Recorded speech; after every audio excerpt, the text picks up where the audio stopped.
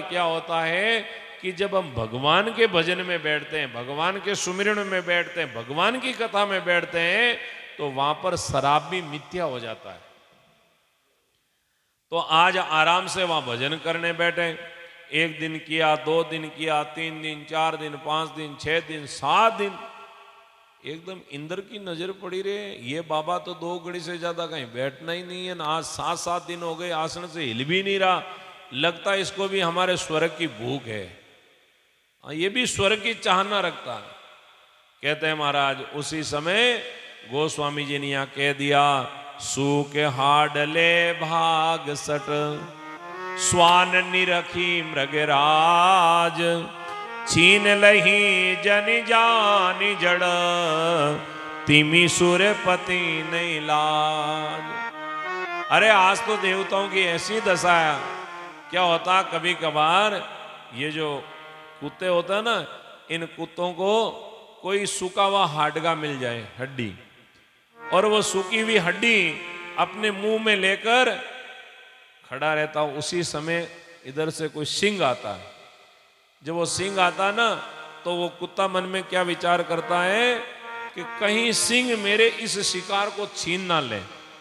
अब उस पता नहीं मूर्ख को कि सिंह तो स्वयं अपने हाथों से शिकार करता है और फिर उधर भरता है, परंतु आज यही दशा इन देवताओं की। और सीधा ही देवताओं ने महाराज कामदेव को कह दिया, तिही आश्रम ही मदन जब गए हूं निज माया बसंत निर्मय हूं। कामदेव ने अपनी ऋतु को वहां फैलाया, खूब बाण चलाए, परंतु महाराज नारद जी ने तो आंख ही नहीं खोली। कामदेव ने कहा ऐसे ही ये बाबा जी मानने वाले नहीं। अब दोनों हाथ जोड़ के नारद जी महाराज के सामने प्रशंसा का जहर पिलाने लगा। अरे महाराज इस संसार में एक आप ही ऐसे महापुरुष हुए हो, बाकी तो ये जितने भी देवता ये तो हमें जलाने का काम करते हैं, परंतु आपने तो हमारी भी प्राणों की रक्षा की और आपके प्राणों की भी रक्षा की, हमको भी नहीं जलाया और आप नहीं हिले। आप तो बहुत बड़े हो, अरे आप तो भगवान महादेव से भी बड़े हो गए। अरे हम आपकी तरह महादेव की परीक्षा लेने गए तो महादेव ने तो हमको जला दिया और आपने तो हमको जलाया और ने आप हिले। वास्तव में आपसे बड़ा कोई नहीं है। ये प्रशंसा का मीठा जहर आज नारद जी को पिला दिया। सजनों अपने सामने भी कोई अपनी प्रशंसा करे ना तो उसका हाथ जोड़कर चरण पकड़कर कहना, भाई साहब हमने ऐसा कौन सा अपराध किया जिस अपराध के कारण आज आप हमें ये जहर पिला रहे हो। क्योंकि ये प्रशंसा मीठा जहर है। भले ही जगत के लोग आज के समय में प्रशंसा से प्रसन्न होते हैं, हमें कई बार लोग कथा के मध्य में भी नहीं छोड़ते हैं। हाँ बार बार, एक बार मेरी मेड़ता में सत्संग थी, वहां पर एक बैराम आ गए, कथा के बीच में 5-6 बार वो लिख लिख के भेजा, महाराज थोड़ा बहुत मेरे कुछ बोलो, मैं अभी इतना बड़ा हूं, मैं आयुर्वेद का जानकार हूं, मैं योग का जानकार हूं, आप लोगों को कहो मेरा। फिर मेरे को माइक में कहना पड़ा, मैंने कहा भैया ये संसार, इस संसार में तो सब चमत्कार को नमस्कार करते हैं, यदि आप इनको चमत्कार दिखाओगे तो हमारे माइक पे कहने की जरूरत नहीं, प्रशंसा करने की जरूरत नहीं, अपना आप आपको मानेंगे। क्योंकि आज के कलिकाल कलयुग में जीव प्रशंसा से प्रसन्न है। कोई भी हमें कड़वी वाणी कह दे, सत्य की बात कह दे तो हमें बुरा लग जाता है, और कोई हमारी मीठी मीठी प्रशंसा करते रहे, झूठी झूठी प्रशंसा करते रहे तो हम मंद मंद मुस्काते रहेंगे, हाँ हाँ ये तो सब भगवान की कृपा, हमारी कृपा नहीं भगवान की। अरे काहे की भगवान की कृपा है, ये हमारे पतन का कारण बन रहा है। हाँ हमारा ही पतन हो रहा है। नारद जी को पता नहीं था। अब महाराज कामदेव तो वहां से चला गया। नारद जी आज सीधे घूमते घूमते कैलाश पर्वत पर गए, हिमालय से कैलाश चले गए। अब इधर पार्वती जी ने बड़ा मान सम्मान आव आदर किया। महादेव जी ने, अरे आज तो बहुत समय बाद में नारद जी महाराज पधारे, क्या हुआ इतने दिन कहाँ खो गए। महाराज नारद जी कहने लगे, क्या खो गए, हम तो हिमालय में घूमते घूमते गए, वहां पर थोड़ा मन लग गया भजन में, और वहां भजन कर रहे थे। भजन करते करते कामदेव आ गया, और महाराज कामदेव ने तो आकर हमें जीतने का प्रयास किया। हम महात्मा हैं, हम साधु हैं, अरे हमें कौन जीत सकता, हमने उस कामदेव को जीत लिया। महाराज, जिस कामदेव को आपने क्रोध में जलाया, उस कामदेव को हमने जलाया नहीं, हमने जीता है, हम महात्मा। अब भगवान महादेव समझ गए, लगता है नारद जी के मन में ये थोड़ा सा अहम आ गया। अब भगवान महादेव तो हाथ जोड़ के कहने लगे, देखो नारद जी, हम तो संसारी गए, हमारे साथ तो संसार है, और आप तो विरक्त वैरागी महात्मा हो, आप संसार को जीत सकते हो, काम को जीत सकते हो, मोह को जीत सकते हो, हम नहीं जीत सकते हैं। परंतु एक हमारी प्रार्थना है, बस जो बातें आप हमसे कह रहे हैं ना, ये बातें भूल से भी कभी विष्णु को मत कहना। शंभु दीन उपदेश हित नहीं नारद सुहान। भगवान महादेव ने तो नारद जी के हित के लिए ये बात कही, परंतु नारद जी की ये बात अच्छी नहीं लगी। लगता है कि थोड़ी थोड़ी जलन महादेव जी की भी हुई है। हाँ, क्योंकि हमने कामदेव को जीता जला के, और इन्होंने तो जलाया भी नहीं और कामदेव को जीत लिया। इसका मतलब महादेव जी की इस बात का पूरा बुरा लगा, इसलिए कह रहे हैं विष्णु को मत कहना। भरद्वाज कौतुक सुनहु हरि इच्छा बलवान। याज्ञवल्लभ महाराज कह रहे हैं, भरद्वाज जी महाराज, व्यक्ति कितना भी क्यों ना बड़ा हो, कभी कभी तो ये परमात्मा की माया उसको अपने अंदर इतना मोहित कर लेती है कि महाराज वो अपने आप के अस्तित्व को ही भूल जाता है। आज यही दशा नारद जी की हो गई। नारद जी ने ऊपर से तो कह दिया, नहीं नहीं महाराज, हमें क्या लेना किसी को कहना देना, हमने तो ठीक है अपना ही देना, अपने यहाँ बात छेड़ दी तो हमने आपको कह दिया, बाकी हम किसी को कहने वाले नहीं हैं। महादेव जी ने कहा, हाँ मुझे पता आप कहने वाले, फिर भी सावधान रहना, क्योंकि जीवन में सावधानी ही जीवन की विजय है।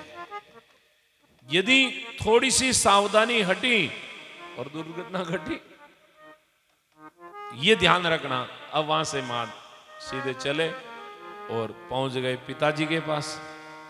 पिताजी को भी प्रणाम किया, परंतु पिताजी को तो अब फुर्सत ही नहीं काम से, उनके तो रात दिन ये घड़े बनाने में लगे हुए। नारद जी ने कहा, यहाँ इनके सामने बातें कहने से क्या मतलब, मैं कहूंगा तो ये सुनेंगे थोड़ी। क्योंकि देखो, बात सुनने का आनंद कब आता है कि अपने मन को बात की तरफ लगाओ। अब मन और सूरत तो काम में लगी हुई है, और हम कहते हैं हाँ कहते जाओ कहते जाओ कहते जाओ, हम सुन रहे हैं। अब ब्रह्मा जी का काम है बनाने का, वो तो बना रहे। नारद जी ने कहा, यहाँ पर पिताजी की यहाँ कोई मान सम्मान नहीं है, क्योंकि घर के जोगी जोग ने आन देश के सिद्ध। हाँ, पिताजी दूसरों को मानते हैं, घर को मानते नहीं। वहां से चले सीधे बैंकुंठ में भगवान विष्णु के पास। आज भगवान नारायण ने बड़ा मान सम्मान स्वागत किया। अरे नारद जी महाराज, बहुत दिन हो गए, इतने समय बाद में कैसे पधारे हैं। ये बात कहते ही काम चरित नारद सबे पासे, काम चरित नारद सबे पासे। यद्यपि प्रथम वरजी शिवेरा के, यद्यपि प्रथम वरजी शिवेरा के। अति प्रचंड उपति के माया, अति प्रचंड रघुपति के माया। जैने मोये असे को जगे जाया, जैने मोये असे को जगे जाया। श्री राम जय राम, जय जय राम, श्री राम जय राम, जय जय राम। काम चरित नारद सब बाके, यद्यपि प्रथम वरज शिव राके। महादेव जी ने मना किया, फिर भी जाते ही नारद जी ने वो काम कथा प्रारंभ कर दी। अति प्रचंड रघुपति के माया, भगवान की माया बड़ी ही प्रबल है सज्जनों। इस माया से तो कोई कोई बिरला ही बच सके। बाकी भगवान की माया से बचना बहुत टेढ़ा मामला है। किस समय ये माया कहां हमें उलझा दे कोई पता नहीं।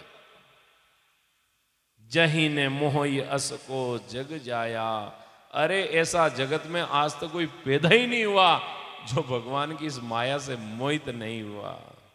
रुक वदन करी वचन मृदु बोले श्री भगवान। जब नारद जी का रुख वाणी को सुना और भगवान भी मधुरता के साथ में बोलने लगे, तुमरे सुमिरन ते मिटहि मोह मार मद मान। अरे नारद जी, आप जैसे संतों के सुमिरन से तो इस संसार में देखो महाराज कई बार क्या होता है, जीवन का मोह समाप्त हो जाता है, जीवन का मद मिट जाता है, मान सम्मान सब छोड़ देते हैं। सुनि मुनि मोह ये होय मन ताके, ज्ञान वैराग हृदय नहीं जाके। हे मुनि सुनिए, जीवन में मोह उसे होता है जिसके मन में हृदय में ज्ञान और वैराग्य नहीं है, नाम सुमिरन नहीं है। अरे आप तो हमेशा ब्रह्मचर्य व्रत का पालन करने में तत्पर रहते हैं। महाराज भला इस संसार में आपके बराबर दूसरा कौन हो सकता है। नारद कहो सहित अभिमाना, कृपा तुम्हारी सकल भगवान। ये सब आपकी कृपा महाराज, हमारी क्या है हिम्मत, परंतु अभिमानवश प्रणाम करके वहां से चल दिए। भगवान ने कहा भाई हम हमारे भक्तों के हृदय में ये बीमारी नहीं चाहते। उसी समय भगवान ने अपनी माया से एक बहुत सुंदर नगर की रचना की। उस नगर के राजा है शीलनिधि और इस राजा की कन्या है विश्वमोहिनी। वहां पर सेनाएं बज रही है, ढोल नगाड़े बज रहे हैं। नारद जी ने पूछा यहाँ क्या है।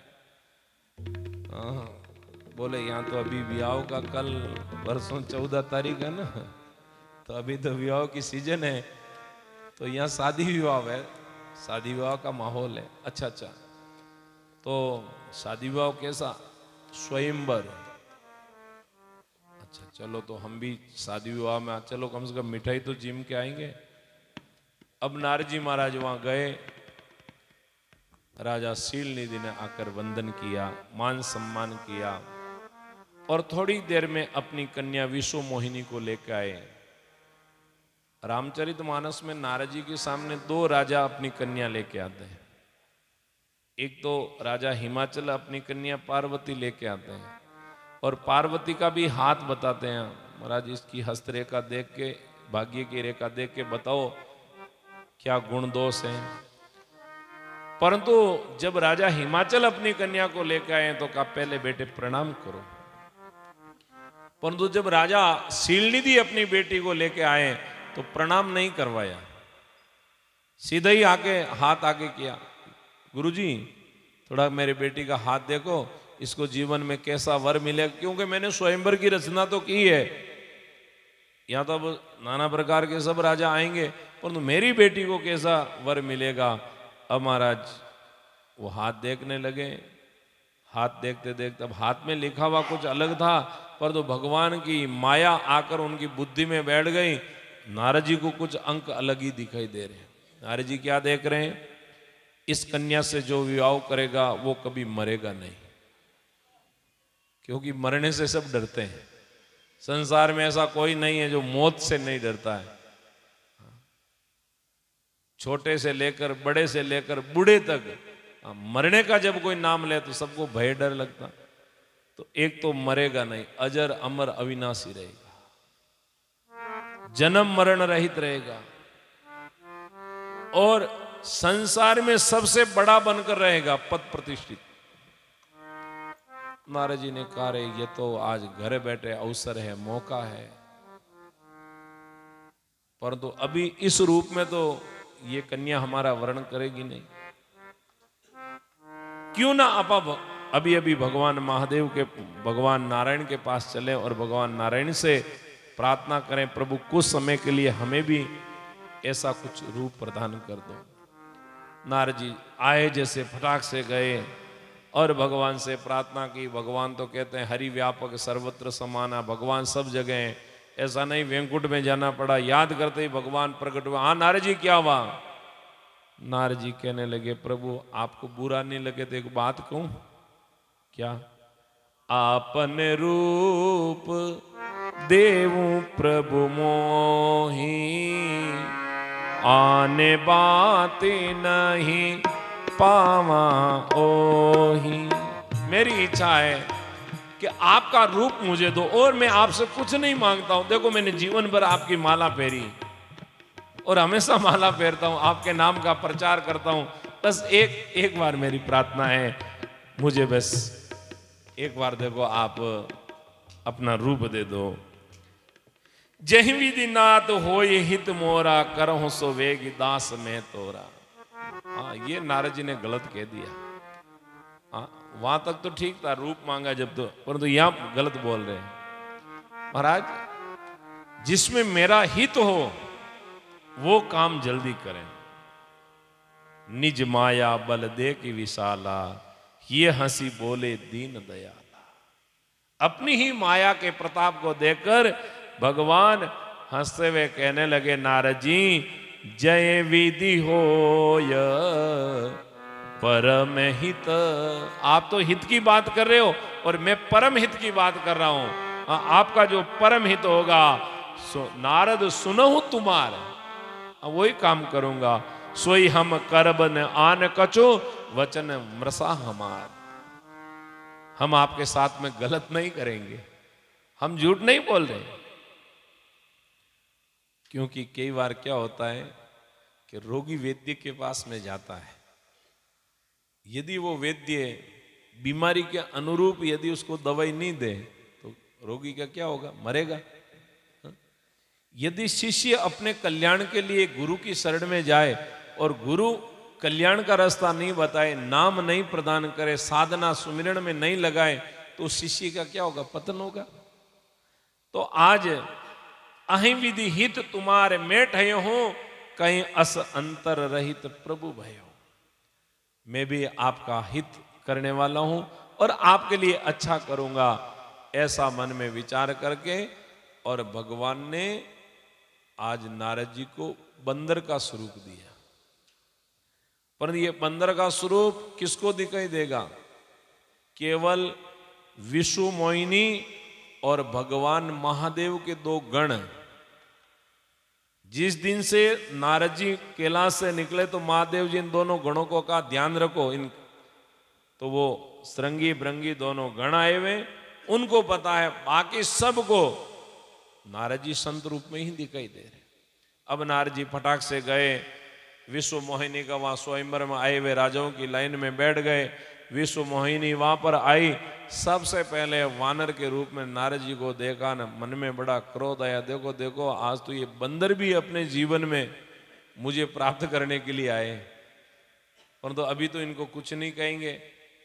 सब राजाओं को निहारते निहारते आगे चली। बीच में भगवान नारायण स्वयं, क्यों ये तो विश्व मोहिनी में लक्ष्मी तो है, ये तो केवल भगवान की माया। तो नारायण स्वयं आ गए। लक्ष्मी जी ने भगवान के गले में मालाएं पहना दी और भगवान ने हाथ पकड़ा रथ पर बिठाकर और भगवान वहां से चल पड़े। सब राजा भी निराश हो गए, नारद जी भी काफी निराश हुए। उस समय वो श्रृंगी भृंगी गणों ने आके कहा नारद जी एक बार थोड़ा दर्पण में अपना मुंह तो देखो, आप कैसे लग रहे हो, कितने सुंदर लग रहे हो। ऐसा कहते ही महाराज नारद जी के पास उस समय दर्पण तो था नहीं, पानी था। पानी में अपनी परछाई देखी, देखा अरे मुझे बंदर बना दिया, इतना मेरे साथ धोखा। परंतु अब वो अभी वर्तमान का क्रोध आया हुआ गुस्सा किसके ऊपर निकालें? तो श्रृंगी और भृंगी पास में खड़े उन दोनों को कहा अरे मूर्खो, तुम संत के ऊपर हंसते हो, संत की हंसी उड़ाते हो, जाओ तुम दोनों ही राक्षस बन जाओ। कहते हैं उन दोनों गणों को श्राप दे दिया, वही रावण और कुंभकर्ण बने। वहां से निकले भगवान को गालियां देते हुए, अरे इसको रूप नहीं देना था, सुंदरता नहीं देनी तो मना कर देते, क्यों मुझे धोखे में रखा, क्यों मेरी बेइज्जती करवाई, आज लोग मुझे कितना बुरा देख रहे होंगे। ऐसे गालियां देते देते जा रहे थे, अभी मुझे मिल जाए तो मैं उसको भस्म कर दूं, ऐसे ऐसे करें। तो भगवान नारायण तो वहीं प्रकट हो गए। नारायण नारायण नारायण, काहे की नारायण नारायण? अरे नारायण करते करते तो ये जीभ भी थक गई, और एक दिन आपको मैंने प्रार्थना की, वो भी प्रार्थना मेरी पूरी नहीं हुई।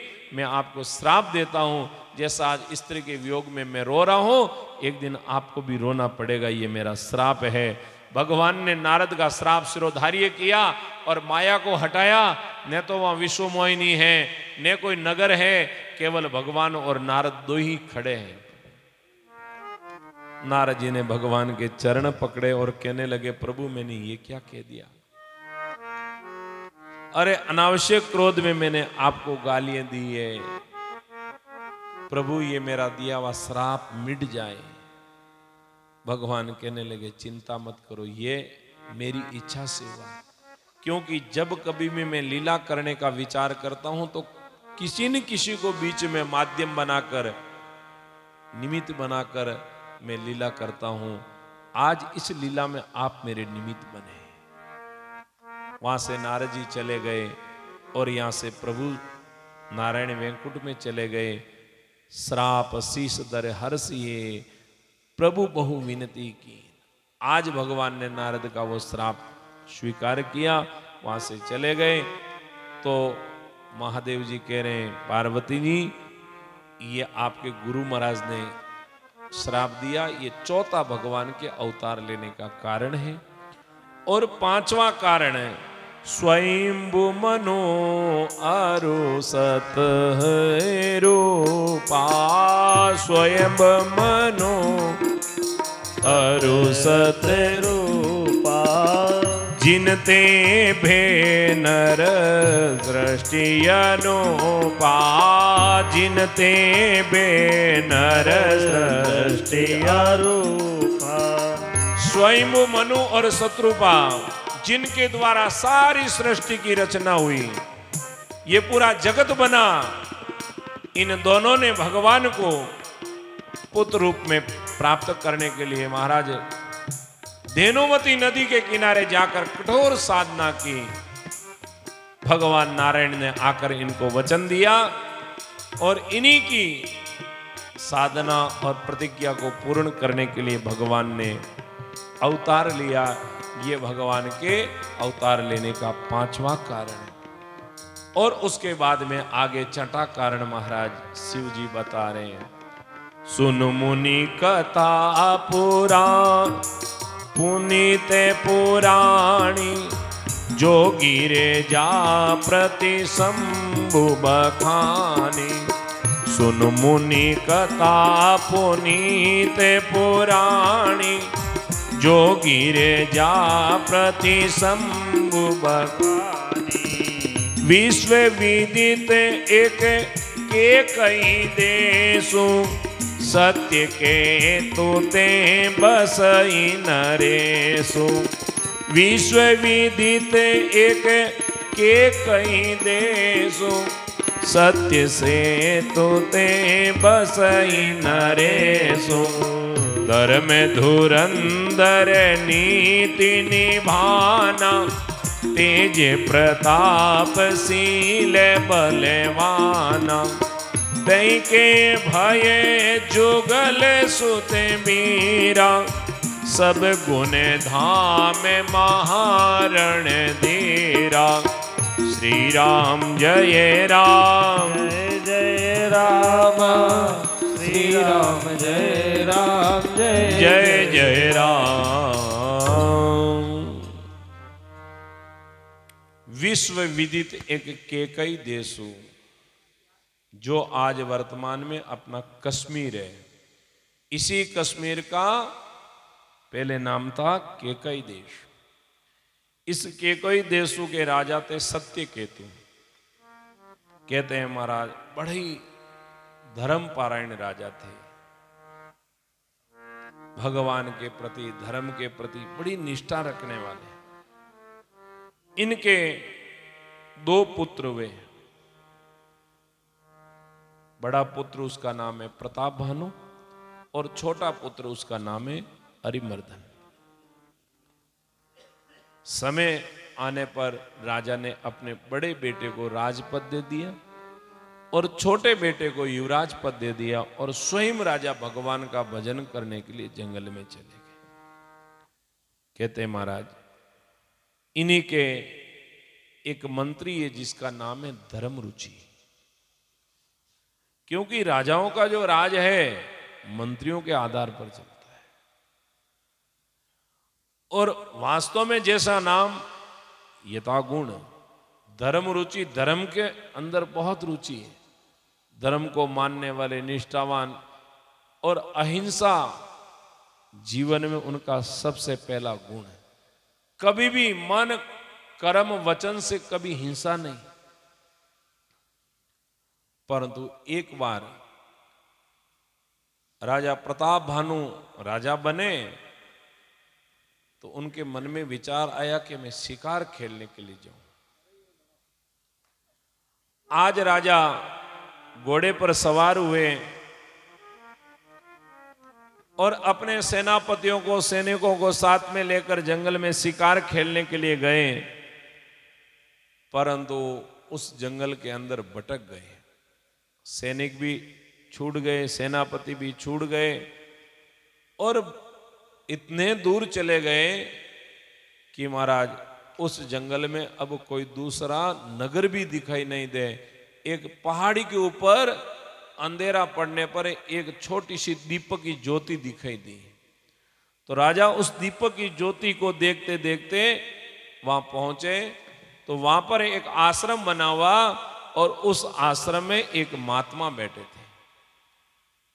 महाराज राजा ने जाकर महात्मा को प्रणाम किया। बहुत तेज प्यास लगी तो कहा महाराज मुझे पानी पीना। तो बोला पास में ही सरोवर है, पानी पी लो और अपने घोड़े को पानी पिलाओ। वहाँ घोड़े को पानी पिलाया, राजा ने भी पानी पिया और उसके बाद में आकर महात्मा के चरणों में वंदन किया। महात्मा ने पूछा भाई आप कौन हो? उस समय प्रताप भानु ने अपने आप को छुपाया। बोले महाराज कैकेयी देश के राजा प्रताप भानु का मैं मंत्री हूं। परंतु जो ये महात्मा है ये इन्हीं का बदला लेने के लिए कपटी महात्मा बनकर यहां बैठे हैं। राजा की वाणी सुनकर राजा को पहचान गए, ये मंत्री नहीं, ये तो स्वयं प्रताप भानु राजा है। अब पहले तो महात्मा ने राजा का सारा परिचय पूछा, महात्मा ने अपनी बात को छुपाया। फिर राजा ने महात्मा के चरणों में वंदन करके कहा प्रभु आपने मेरा परिचय तो पूछ लिया परंतु आपका क्या परिचय है? बोले भाई हमारा परिचय तो बहुत पुराना है। तो आपका शुभ नाम? नाम तो हमारा एक तनु, नाम हमारे एक तनु भाई, सुनिंद्रप बोलो पुनि सिरु नाई। हमारा नाम एक तनु। राजा ने कहा महाराज इसका अर्थ क्या है एक तनु?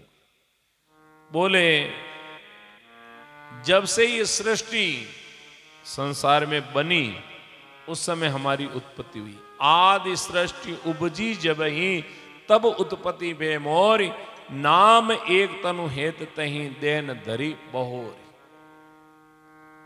उसके बाद में हमने दूसरा शरीर धारण नहीं किया। उस समय से लेके आज तक वो एक ही शरीर, इसलिए हमारा नाम एक तनु है। जनि आचरजु करे मन माई, सुत तप से दुर्लभ कछु नाई। ये सुनकर मन में आश्चर्य मत करना क्योंकि हम तपस्वी है और तपस्या के प्रताप से सब कुछ होता है। व्यक्ति अपनी उम्र तपस्या के प्रताप से बढ़ा लेता है। और राजन हम तो देखो बहुत बड़े तपस्वी है। गुरु कृपा से हमारी साधना तपस्या आपको भी पहचान लिया। हाँ आपका गुण हमें बहुत अच्छा लगा। आपने अपना नाम छुपाया। राजा को हमेशा अपना नाम छुपा के रखना चाहिए, किसी के सामने प्रकट नहीं करना चाहिए। बाकी आप प्रताप भानु के मंत्री नहीं हो, आप स्वयं सत्यकेतु राजा के पुत्र प्रताप भानु हो। ये हमने हमारी साधना से जान लिया। गुरु प्रसाद सब जाने ही राजा, कहन आपने जानी अकाजा। हम सब जानते हैं ये सुनते ही एकदम राजा को ऐसा लगा, अरे इसका मतलब ये तो बहुत बड़े महात्मा है, अरे ऐसे महात्माओं को तो गुरु बना लेना चाहिए। क्योंकि हकीकत बात है, आज के समय में व्यक्ति को अपने विवेक से गुरु पहचान नहीं होती है, केवल बोलने पर, भाषा पर गुरु बना लेते हैं। हाँ, विश्वास कर रहे थे, अरे अरे बहुत अच्छा बोलते हैं, ये तो बहुत बड़े विद्वान हैं। परंतु हमारे संतों ने कहा, करनी और कतनी जब दोनों एक हो तो वो गुरु बनने का अधिकारी है। जिसकी करनी कुछ अलग है और कतनी कुछ अलग है, वो गुरु नहीं, वो तो फिर हमारी ये कपट मुनि की तरह है, एक तनु महाराज की तरह।